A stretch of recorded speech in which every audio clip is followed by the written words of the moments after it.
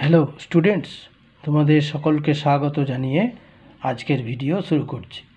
আজকের ভিডিওর বিষয় verb form in English grammar, past tense বা V2। ঠিক আছে, এখানে আমি তিনটি ট্রান্সলেশন দিয়েছি। Translation the following sentences into English, Bangla থেকে ইংরেজিতে অনুবাদ তিনটি দিয়েছি মাত্র, এবং বুঝিয়েও দিচ্ছি। দেখো, তাহলে চলো বেশি দেরি না করে শুরু করা যাক। প্রথমটিতে বলা হয়েছে, আমি তোমাকে একটি বই দিয়েছিলাম।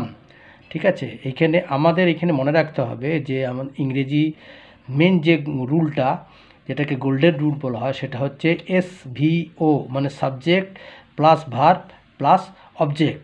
Subject plus verb plus object, সাবজেক্টকে এক্স, ভার্বকে ভি আর অবজেক্টকে ও। এটাই হচ্ছে গোল্ডেন রুল। সে অনুযায়ী আমাদেরকে বাক্যগুলিকে ইংরেজিতে সাজাতে হবে, বাংলা বাক্যগুলিকে। তাহলে এখানে আমি সাবজেক্ট, তাহলে হলো আই, তারপরে হবে ভার্ব। হ্যাঁ, ভার্ব কি? দেওয়া, দেওয়ার V2 রূপটা কি? গিভের V2 রূপ গেভ। এবারে আই গেভ। এবারে দুটো অবজেক্ট আছে, একটা আইও ইনডাইরেক্ট অবজেক্ট, একটা ডিও ডাইরেক্ট অবজেক্ট। তাহলে আই গেভ ইউ ইনডাইরেক্ট অবজেক্টটাকে আগে বসিয়ে তারপরে ডাইরেক্ট অবজেক্টটাকে বসাতে হয়। তার আই গেভ ইউ এ বুক। দু নম্বরেরটা হচ্ছে, সে কোনো ছবি আঁকেনি। এটা আবার নেগেটিভ সেন্টেন্স। ঠিক আছে, এইখানে subject plus did not plus ভার্বের V1, যেটাকে বলছে ভার্ব 1 ফর্মটা, প্লাস অবজেক্ট।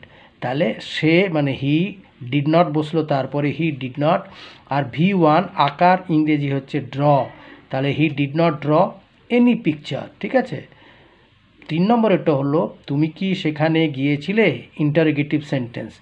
তাহলে এখানে ডিডটাকে আগে বসাতে হবে, তারপরে হবে সাবজেক্ট, তারপরে হবে ভার্ব 1 V1 আর কি, তারপরে object or adverbial or complement.